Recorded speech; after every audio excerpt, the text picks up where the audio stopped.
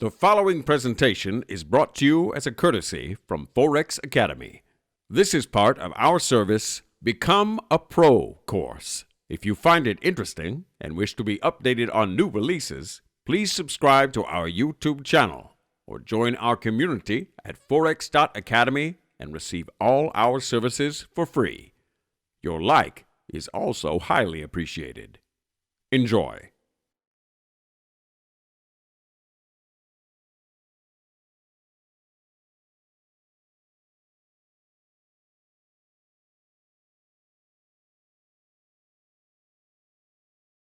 The macroeconomy now, to discuss the macroeconomy, we need to break it down into sectors, okay? So this is something that you may not have heard before, or may not be completely familiar with, okay? Its major sectors are the services sector, manufacturing, and of course we have agriculture as well. Now let's just take a moment to reflect on that. If you've ever traded off macroeconomic data that you've seen, it's on a Forex factory calendar or something like that, you've seen it enter the market, you've seen it cause volatility. A lot of it is related to either the services, we have a PMI services sector month on month, of course, and the manufacturing sector, of course, because they are huge contributors to the local economy. Again, to use but an example, we had very poor German data there for PMI manufacturing last week. Very, very poor, a big miss in the market, and that caused a 2-day sell-off in the German DAX, okay, or one of the components of that sell-off.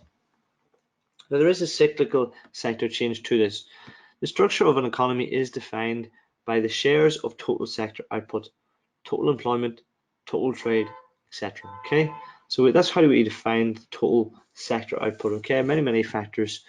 There is a definite relationship between economic development and structural changes in an economy. What are these changes? Well, when the economy is developing, the structure of the economy shifts away from agriculture to industry, from industry to services. Okay, and you often see it retrace then back to the fundamentals when we see recessionary periods coming. We see it pull back from services back into industry, back into agriculture as well. And that affects employment, of course, or unemployment would likely increase as a result. Now, the macroeconomy, again, for most economies is built up of 3 different sectors here. We have the primary, secondary, and tertiary sector, okay? This is just one example here of the US economy, 2007 to 2015, okay? The primary sector, basic production, okay? We have agriculture, forestry, mining, and fishery. The secondary sector, we have production of goods, so a lot of that industry, okay? Industry, construction, and craft. So think about, if you're trading your own equity index, think about the makeup of your own economy. That would give, what sort of sectors here are very vibrant and very important for your economy. That will give your overall, I suppose, basis on how your economy is likely to move or its exposure to certain sectors at more depth. Okay, we have then the tertiary sector built from services, so banks, transport, education, health. Again, you can see a very well developed economy like the UK, how much it relies on the tertiary sector. Okay, the bank and finance sector of London, of course, delivers a huge amount of gross domestic product for the UK. Okay, so very important in understanding your macroeconomy. In assessing the sector makeup of the macroeconomy, we are able to explain the performance of economic growth or stagnation. Okay, now growth, well, economic growth is fairly self-explanatory. Stagnation is when that economic growth begins to pull back, begins to stagnate, begins to slow down. Okay, now that's all it is. It doesn't mean it's going into recession. Recessionary periods, a recession is defined as 3 quarters of negative growth, okay? But stagnation is just a slowing down of that growth. We can define a level of exposure the economy has to any one particular sector, commodity or service, okay? And we'll look at a few economies here which will give us some insight, really developing on that insight before we go into sector analysis again next week. We can establish portfolio risk based on the level of diversification in the economy. Okay, so let's just look and observe a few economies there. If we think of the Canadian economy is of course exposed to the oil market. Okay, it has, and its finance its banks and financial institutions are embroidered in high finance with the oil market as well, with hedge funds contributing to oil. It is very, very reliant on the commodity itself in terms of the export, okay? Whereas something like the United Kingdom, again, of course, is a well diversified, or probably I would say just a better diversified economy in terms of its level of risk spread across different sectors, okay? Let's look at the FTSE 100 sector weighting, okay? So we have oil and gas, basic minerals, industrials, consumer goods, healthcare, consumer services, telecommunications, utilities, financials, and technology, okay? So for us, guys, there is no secret, really. This is what makes up the economy. This is what makes up the largest part of the economy. The FTSE 100, of course, is the largest equity index there by market cap, which is the top contributor by far to overall production and output for the UK. Now let's just pick a few of these here, and you can see the percentages in terms of the importance. We have a 21% there again. I would say what's that, 14% for oil and gas, quite large again, 18% for consumer services. So very, very interesting indeed in terms of the sector weighting. So again, oil and gas. Have we heard of BP? Have we heard of BHP Billiton? Of course, so huge mining companies in terms of those basic materials as well, looking for iron ore, looking for oil as well. In Australia, BHP Billiton, although they are a UK company. BP, of course, one of the world's largest oil companies. We have consumer goods, and we have again quite a few. So GlaxoSmithKline, they are one of the world's largest pharmaceutical companies. Diageo again are heavily involved in consumer goods in terms of alcohol and production and distribution and globally. And then financials again, 18% is for financials. Actually, they have a huge weighting. And again, HSBC, Standard Chartered, guys, these two banks are roughly around 8 to 9% each. So they deliver a huge amount of well, capital, bringing that into London and distributing it through the rest of the economy, paying taxes. Those who will do business across the UK, across the world, bringing that back into the UK will deliver a lot of output, of course, for the local economy, contributing to jobs, contributing to growth, and so on. So we're starting to get more of an in-depth knowledge here of just the FTSE 100 in terms of its sector weighting, simply by looking at a chart like this and discussing. Again, we'll choose a few of them. BP is the third largest equity in the FTSE 100 with a weighting of 7.9%. 7.9% BP has on the FTSE 100. So when you see something like, some news flow, we'll pick the oil scandal there with the oil spill in the Mexican Gulf there. I believe it was around 4 or 5 years ago. That would have gravely affected, of course, the price of the FTSE 100 given its component weighting of 7.9%. So now you're starting to see how the oil and gas sector would be hit by that, how the FTSE prices would move, of course, as a result of the sector weighting. HSBC is the largest equity in the FTSE 100 with a weighting of 9.2%. Did we know that, guys? There's 100 companies in the FTSE 100, but HSBC is worth 9%. 9.2%, so you can see the exposure it has in terms of its sector weighting. Now we're starting to understand the economy of the United Kingdom. Let's move forward with a little more debate on this. We've broken down then the economy of the UK into the sectors, okay? What does a study of the macroeconomy reveal about trading UK assets? Well, here, guys, we can see that financials play such a huge part in the makeup of the UK, of the growth and the production story of the UK. Energy as well, healthcare, consumer goods, and industrials. And then we go into smaller fractions of the economy. So you can see, guys, let's say we have something huge like the Brexit situation, okay? We're going to see the one of the main discussions over Brexit was the ability for financial transactions since the Eurozone, greater Euro economic area over the past 20 years formulated their bipartisanship, I suppose I could call it, rights. The UK could passport transactions across with MiFID 1 across the EU, okay? So now that is brought into question, will they be able to do it? That will gravely affect the financial sector, and that is why the price of sterling, why the price of the FTSE again started to panic. And again, that isn't fully priced in because we don't have the full vote out on the ramifications of Brexit. But you can see how I'm just trying to describe the financial sector, the weighting in the UK economy, and how grave a decision some news flow or some economic event could be on pricing. How important is the industrial sector to the UK economy? Again, we can see exactly where it is in yellow. It's very important, fairly important. So let's say, again, we're going to see some taxes on some of the large industrial producers there in the UK. That's likely to have an effect, a negative effect on the FTSE, and we can develop our own trading strategies to how we'd like to trade those shares, perhaps against the FTSE 100 index as well.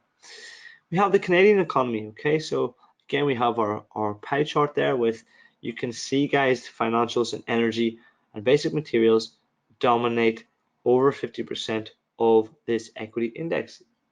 So of the whole Canadian economy, we are exposed here. We're exposed to the financial system, most certainly.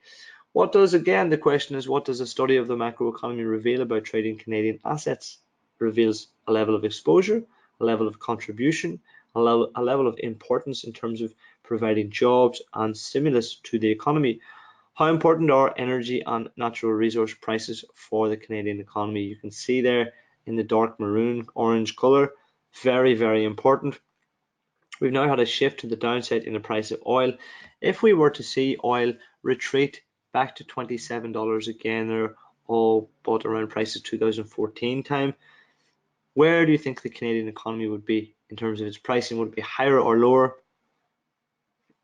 Unanimously, we've got lower in across the board there from our students. It's definitely the case, guys. It's going to be much, much lower considering how exposed this economy is to the oil and natural resource pricing. The Australian economy, again, we have the different sectors making up that economy. Services, huge. Agriculture, construction, manufacturing. Again, this is something we looked at just by developing on the sectors. How are resources allocated across the economy in Australia, and which sectors contribute the most to employment and GDP? Well, the services sector in Australia contributes massively. I would say a large portion of that is, of course, tourism as well. Okay, so if that's the case, if we're likely to see a shock move in the price of the Australian dollar, well, how is that going to affect the services side of the economy? How can we look to price in these moves? Again, these are all hypothetical questions I'm throwing at you guys, but you can see you're starting to think like a trader. You're starting to get involved so that when you see some news flow, you can see, where do I look for that opportunity? How do I try and exploit certain environments, certain shifts or certain changes across perhaps one sector of this economy that is a large contributor to the economy? Of course, there's also good news. If we see something quite bullish in terms of the service sector, we see perhaps wage growth across the service sector. If we have some data quarter on quarter that wages have grown in the service sector at 3% over the quarter, that's very, very strong. That's going to be very, very supportive of the sector itself, and we're going to see a bounce or some support in the Australian equity index, I would say. Okay, so starting to price in some moves. Now, we can't talk about sectors and the overall level of the macroeconomy without discussing the business cycle, because effectively it's ongoing. It's an ongoing cycle that continues for us, that we learn how to trade, and it defines your own risk theme to actually having directional biases across many assets. So generally we see in boom periods high economic growth, high employment, strong consumer confidence, and markets are risk on. Then as we move down the curve, three consecutive quarters of negative growth, we define that as a recession, okay? Markets are risk off. And then we have that depression, okay? Low doldrum depression, high unemployment, very low consumer confidence. Then we go back up to more boom periods again. Equity markets are bullish. We start to see that bullish sentiment come into the equity markets. More demand for commodities pick up, and then we begin to change our mindset in terms of trading those commodities and other assets. So do note that we are in a very strong boom bullish cycle.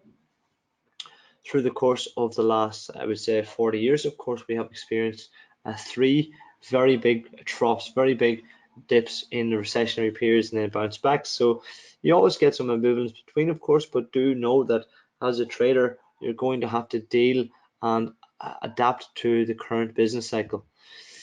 While the business cycle is easy to recognize by the following economic boom and busts via the GDP figures, again, three consecutive negative figures, three consecutive negative GDP figures defines a recession. The financial cycle, it's harder to detect. Okay, so we've now got some more debate now with the financial cycle. And it has been monitored, but it's starting to become much more monitored now that the last huge financial crisis was a result as a systemic flaw in the financial cycle itself. It is a longer cycle that denotes a financial boom and bust, usually culminating in a banking crisis, and is tracked by tracing the fluctuations of credit and asset prices over time.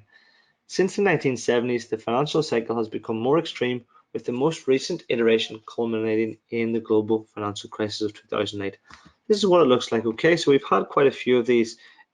We can see with the red line, okay, this is our business cycle, trading from left to right. Okay, so we see a level of business confidence. Again, we see nominal figures there from a business index level. Again, we can see with the blue line, guys, the level of financial cycle discern, I suppose, as it troughs and then as it moves up to really strengthen when we see bullish activity or, I suppose, boom periods.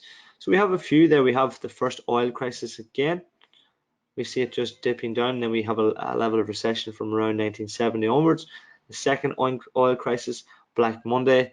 We see the banking strains there in 1990, dot-com crash, which we're probably all familiar with again, at the year 2000. The global financial crisis, okay, global financial crisis there, a huge sort of business cycle downturn, of course, for us. But you can see the more extreme financial cycle is starting to have an effect in these deeper recessions. So it is becoming much more of a systemic problem. So we do factor that into our trading, of course, but it's more of a long-term approach. I'm just trying to develop your mindset as a trader to understanding the current cycle and how investment decisions are made within your current theme. Here we have the last business cycle. So I want to talk you through kind of, the last business cycle and where we're currently at. Okay, so we had the recession there, moving down from financial crisis there, 2008, into a very big depression. What sparked that off? Really, the catalyst, Lehman Brothers collapse, too big to fail. If you've ever heard of that, one of the largest investment banks in the world and in the US collapses due to mortgage exposure. Okay, very deep into the US housing crisis, we moved down. Then we have to deal with this depression, guys. What did we try? Something called quantitative easing, or QE1. Okay, commencing November 2008, the US Federal Reserve started buying $600 billion in mortgage-backed securities in 1.7 trillion of bank debt. Okay, so we're starting to effectively change how we do business in terms of the debt markets, how the government can step in to affect the business cycle and take us out of recession.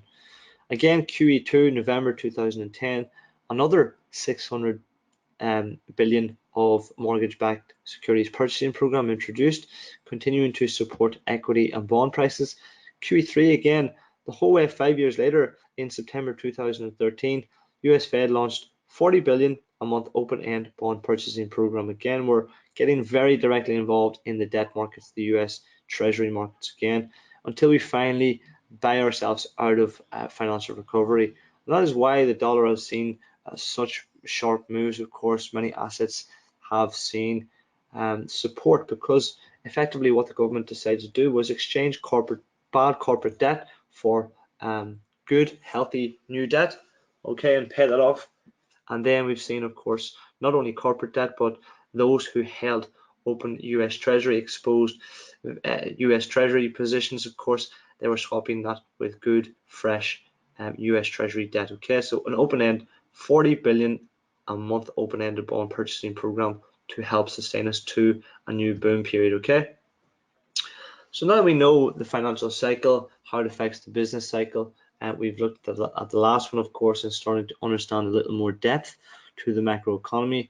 Let's look at trading these economic developments, okay? Because they all play into how to. You do get, we had two to 3 years ago, we had, I suppose, over the last 2-3 years, we had 10 big economic developments that really scared the markets and caused a lot of fear and a lot of opportunity for us. So we can name but a few.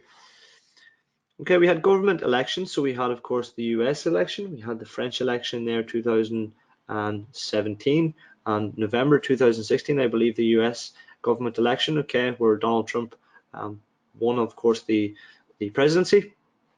Okay, a lot of volatility there, of course. We had the Brexit decision. We had some military conflict there, of course, with war continuing in the Middle East. Trade agreements is something now, of course, with NAFTA, and we're seeing, of course, some discussion over trade agreements with China as well, trade wars, which are really affecting markets. So these are, ongoing themes, guys. Economic sanctions, of course, is an ongoing theme with Russia and the US, and Iran, of course. National referendum is an ongoing theme as well. Corporate scandal, again, it comes out all the time. Volkswagen, I think, had one recently there, and the big one that sticks out in my mind is Enron, which basically shut down the energy industry in the United States for 2 to 3 years and spooked investors for quite some time, as the scandal unfolded. Okay, so these are all economic developments that are ongoing and are fully tradable. In better understanding the overall economy, traders are able to better disseminate economic data in support of trading decisions. So let's consider a few examples, okay? Now I'll talk through them here, and I'll just let me just open up in full screen here so we can see some of your comments again. So where is this likely to take us, guys? What do we have here? We have sustained economic growth. How is it going to affect equity prices? This was an easy one. Michael says strong. Philip says bullish equity prices. Samantha says very strong equity pricing again. Supportive. Yeah, okay, all correct answers. Effectively, we see equity prices start to rally. Okay, very good. Rising inflation on gold. Okay, this might be a tricky one for us. Gold, I'll give you a clue. Gold is often referred to as an inflation hedge. When we see inflation rising above 2%, markets start to jump into gold as a hedge. Okay, that's because it's priced in US dollars and trades conversely to the currency itself. So yeah, we got some correct answers in there. Rising oil prices on the US dollar, Canadian dollar. Okay, now I'll give you a clue on this one. Remember, as Forex traders, we are looking to trade one leg of the currency pair. Okay, so this is the Canadian dollar here. Okay, of course, on the second, the quote currency side of this Forex pair. Okay, so rising oil prices will be supportive for the Canadian dollar. So we'll see this market actually trade to the downside. So the Canadian dollar will be stronger. Ceteris paribus, or I suppose all things remaining constant, the Canadian dollar will see a bit more support than the US dollar will for this one particular move alone. Escalating conflict in the Middle East on oil prices. Now, what would this do again? Consider that they, of course, are key exports in terms of the production for the product. Okay, across global markets, we see, of course, oil prices rising again as concern over the supply of oil from the Middle East will, of course, shock markets. Now, of course, that has many different ramifications. We'll likely see equity prices start to defend, obviously, depending on the level of escalation and conflict, we'll see equity prices fall off or sell off, and then things like oil will likely start to see some support in terms of that fear factor. Okay, so let's bring us on to trading one of these economic developments. Okay, the Brexit referendum, again, it's not so long ago, guys, but I just want to take a moment to actually talk through it. What fundamental changes took place and what trading opportunities did it provide for us? What opportunities did this provide for us? Okay, short-term and long-term sentiment volatility. Okay, so why was that the case? Well, short-term volatility, most certainly we've seen the price of sterling sell off around 9-10% in one day overnight effectively, and then it ensued to be one of the best tradable currencies for a long time given the volatility, okay? So very, very good short-term and long-term sentiment volatility, not only in the currency, but in equity prices as well. We see the long-term depreciation in sterling. We see a re-evaluation of the UK economy again. Okay, so effectively, now that we understand the macroeconomy, well, what does Brexit really mean, I suppose? Excuse me. What does it mean for pricing in many of these different ramifications in terms of employment? Are those who are on European passports working in the UK, are those fully eligible in 1 or 2 years to still continue to work there? Is there more uncertainty? Markets do not like that uncertainty, and they will start to price that risk in. Those companies within the FTSE 100 that earn most of their revenue overseas, what does that mean for repricing it against the pound and against the dollar? So many, many different questions you can ask yourself, okay? And then we, of course, see a total reprice of the UK equity markets. Now, how do we look to trade this? Of course, well, here we have the sterling shock, causing sterling to depreciate against the dollar 10.2% in a 48-hour period. So quite a large move, okay? 1.4783 to 1.3218. Huge move to the downside, okay? And again, that if we didn't trade that opportunity in that one particular candle or 48 hours, we know that there's going to be volatility as a result from this. So let's look at trading that, okay? We know that there's going to be volatility and opportunity from that. Again, the FTSE, we can look forward to trading it because this move has so many ramifications for the local macroeconomy, okay? The Brexit shock, here the FTSE 100 closing at 6358 and opening after the weekend vote at 5770. Okay, so it roughly opens just under 600 ticks or 600 pips lower. That's quite an extensive move for the equity markets, okay? Quite an extensive move indeed. But then we get a total repricing of how the market reacts to this news, or how the FTSE 100 reacts to the news. The markets to revalue the composition of the FTSE 100 index, and traders price in future value of export boom growth. Okay, so we have a lot of those companies that do a lot of trade in export, bringing those Swiss francs, selling their products to the US, bringing back those dollars, changing it back into a much weaker sterling, of course, to get more bang for their buck, I would say, is of course going to support equity prices. So we see that start to reprice in, and the markets trade up to all-time highs. Isn't that interesting indeed?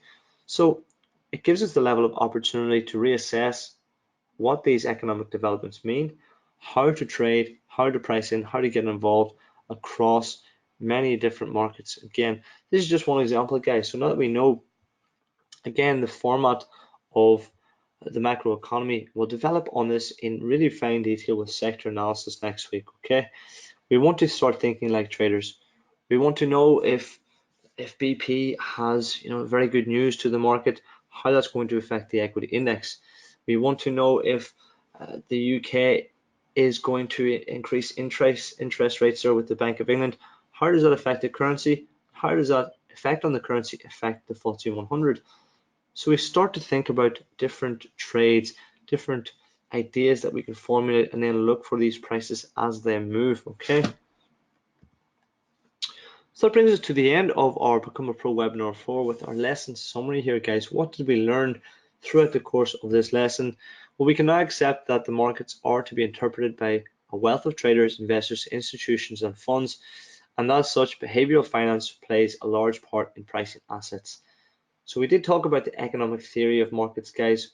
One of this being efficient market hypothesis, that we can assume that all information is embodied to the price, but also behavioral finance, guys.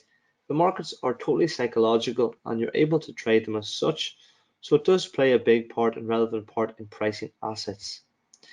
Economic theory will develop our understanding of why markets react to available news. And understanding the current state of the macroeconomy will dictate the current risk theme and market reaction to data or news release or a big economic event like our Brexit situation, okay? So very, very influential, very, very important in terms of how to start to understand how the price moves in, okay? How do we price these moves into the market? How do we get involved?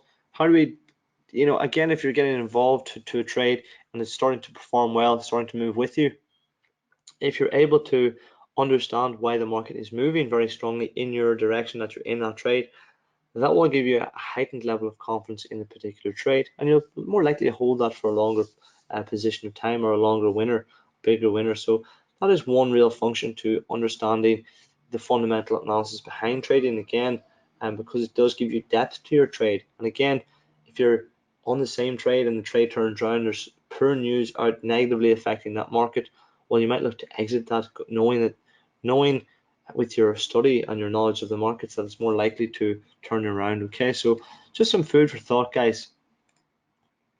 So congratulations, guys. That brings us to the end, webinar 4 of our Become a Pro course. Good luck with your trading for the rest of the evening, and I'll see you at the same time with Become a Pro course, of course, next Monday. Looking forward to webinar 5. So from all of us here at Forex Academy, thank you very much for joining us. We'll see you next time. Bye for now.